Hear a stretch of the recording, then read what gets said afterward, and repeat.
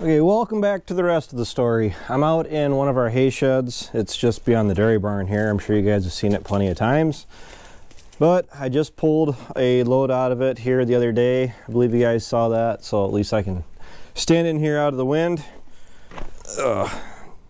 Well, the wind has been a little bit of an issue here lately, but it is doing a pretty good job at melting some of the snow down.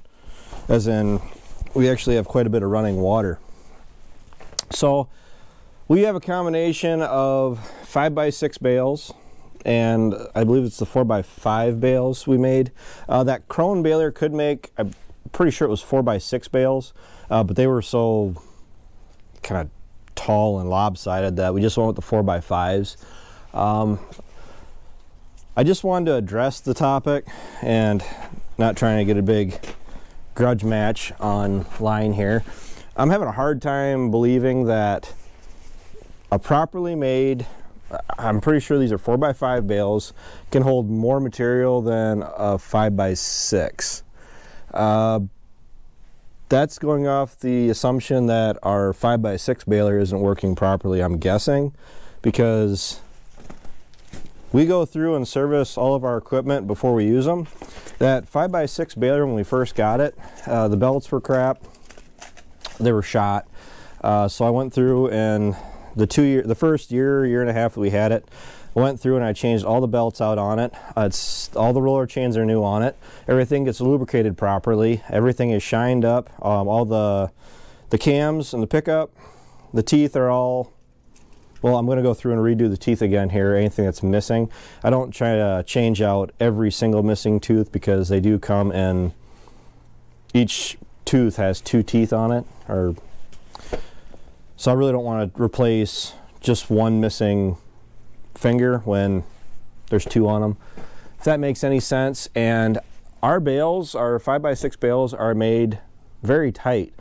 I have the pressure set up on that baler. I have it maxed out. I have it set up to make as tight of a bale as completely possible, and it does a really good job of it. Now that Krone baler, and I'm not comparing balers here at all, because the Krone baler did a great job of making very consistent bales. They weren't lopsided. It's just the way that the baler was set up and everything. I'm just comparing the sizes here. But the bales are obviously smaller. As far as arguing the fact that when you make a field full of 5x6s, there are going to be less bales in the field that you have to haul in compared to a 4x5. Say essentially we got 3 bales in this stack compared to just 2 bales over here. I mean, you can look at the size difference between the 2 stacks. I like the bigger bales. I guess we've been sheltered in the US. I just thought 5x6 was a standard. That's just a result of being sheltered and not really getting out and seeing the world, I guess. But YouTube is really good at opening your eyes up, and you can see a lot more of this stuff around the world. It wasn't until we ran that Krone that the Krone rep had said that 5x6 balers are more of a North American, Canadian, and I do want to say Australian size baler. Basically everywhere else in the world, they do the narrower bales because the roads are smaller in different areas, that they have to be the 4-foot bales, because when you stack them together you get 8-foot wide roads that you can hardly get the tractor and trailer down. So there's that justification. You do see a lot of these smaller bales for people that wrap them. There's no reason that you can't wrap these bigger bales as long as you find a wrapper that is set up for it. We are not in any position to wrap bales as far as with net wrap. Everybody is asking me about the net wrap bales that are wrapped in plastic. We have had some here off and on. They're just different bales that we've handled. We did have a couple loads that we had hauled in that were bought, and that's my experiences in dealing with bales that have been wrapped in plastic wrap and net wrap and everything else. Now our baler is not currently set up for twine. The guy that had it before us, he obviously ran a lot of twine through it. Oh, they're on the semi. That had a lot of twine run through it. I took the arms off underneath the baler and the pickup for applying the twine because they're just these two pieces of rod that stuck in. I guess they were used for twine, and they were really, really good at catching any corn fodder on the sides. So I took them out. I could go get them replaced in probably about 30 minutes. But I prefer net wrap. It does a good job as far as keeping the bale tight, uniform. You can handle it multiple times, and after a while it does start to get nicked and cut and torn, but overall it is going to do the job that it's meant to do. I've never dealt with twine. I've heard a lot of stories about twine as far as getting all the twine off and everything else like that. It's the same issue with net wrap. Net wrap is expensive. I just bought a roll of, it's a 9,000, what is it, 64 inches wide and 9,000 feet long is what the rolls are, coming from John Deere. I believe that was 300 and, it was either 365 or 345. It might have been 345. I don't know if I caught the sale or not. I mean, it's pretty early in the year for picking up net wrap. I typically don't. We never really have in the past, but you know, I just happen to do it. I don't know. As far as the argument about the bale sizes, I'm going to stick with the 5x6. That was kind of time consuming as far as hauling in 120 bales of third crop of the 4x5s from the Krone. Yet again, nothing against the Krone baler. I liked the baler, I liked the monitor, I liked the bale it made, but they don't have a 5x6 baler set up.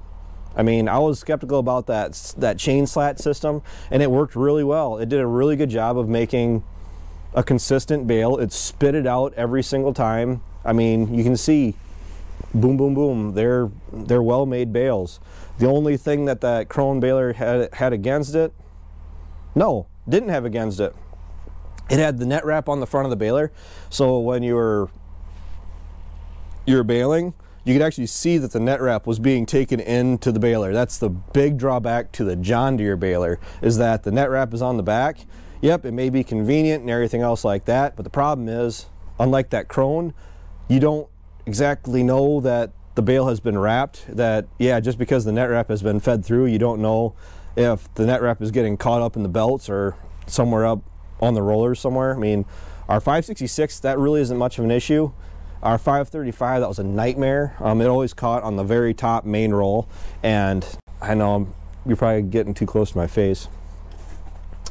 But that Krone with the net wrap on the front, and I know that New Holland, I think Case has the rollos on the front too. I mean, that's a good design. That's almost something I would prefer if John Deere would do. The only thing is with our John Deere baler, everybody always gives me a hard time saying I shut the PTO off when I shouldn't have to. That is, other than the fact it is partly from habit, from growing up like that, because I always was taught to shut the baler off and then drop the bale out. But one of the reasons why I do that, once you make the bale, the monitor tells you, it beeps, tells you that you're ready to dump the bale out. Here, this would be better. Once you do that, I shut the PTO off because I can see through the belts on the baler, and I can see if the net wrap is on the bale. I've caught, I don't know, maybe 100 bales over the years that didn't wrap simply because I couldn't see the net wrap between the belts. And that, I don't know, that really stuck out, that one comment, that a good packed 4x5 would be better than a 5x6 round bale. Maybe he was talking about square bales. I don't have any experience with large square balers. I do know they can pack a heck of a bale. I don't know, from watching OLF, these bales average anywhere from 1,400 to 1,800. I've had a 1 ton, a 2,000 pound bale out of our round baler before. I don't like doing it very often because it is very hard on the belts. That's why I try to run it at 5.5 feet. No, 5 feet. Now I'm all messed up. Yeah, 5x6. Yeah, 5x6. So yeah, it is. They're 6 foot tall bales if you have them up upright, because our baler can actually do 66 6.5 inch bales if you set it that way, and I don't like doing that. I'm not really sure the weight of all the crone baler, the big square baler of Wes's, but I do know he is making some pretty wicked bales. And as far as the usage and everything else, as far as being able to store them in here, our problem is with doing big square bales, I'm not against it. None of us are really against it. The only problem is we don't have the storage for them, because we feed out our own hay. We don't have mulch over here. We're feeding to cattle. We're feeding out to our animals. And the problem is a lot of our buildings have the dirt floors.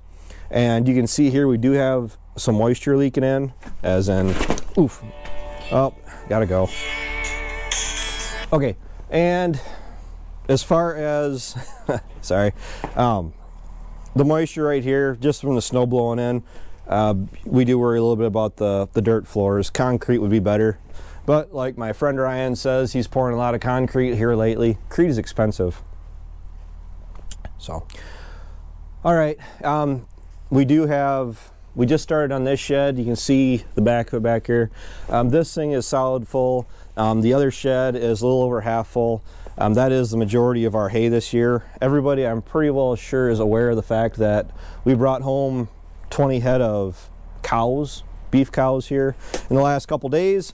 So any hopes of having any hay left at all going into spring are pretty well null. Hopefully we won't have to actually look at buying too much, if any. It is March out. We're looking at the middle of March, and things are starting to lighten up a little bit. When it does get warmed up and everything, the cows do kind of slow down in their consumption of the hay, as opposed to when it's 0 or 20 below, and they're going through practically every day. We're going out and we're putting bales out. In weather like this, it's 37 degrees out, blue sky, the sun is starting to set a little bit because it is like 4 o'clock at night. According to, yep, it is 4 o'clock at night. And with the time change, the sun's going down a little bit. But once you've had the single digits, like less than a week ago, this weather is practically sweatshirt weather. So, all right, I've talked too much. I've got to go. Take care, take it easy, keep in touch. Thanks for watching. I'll talk to you guys later. Bye. And now you know the rest of the story.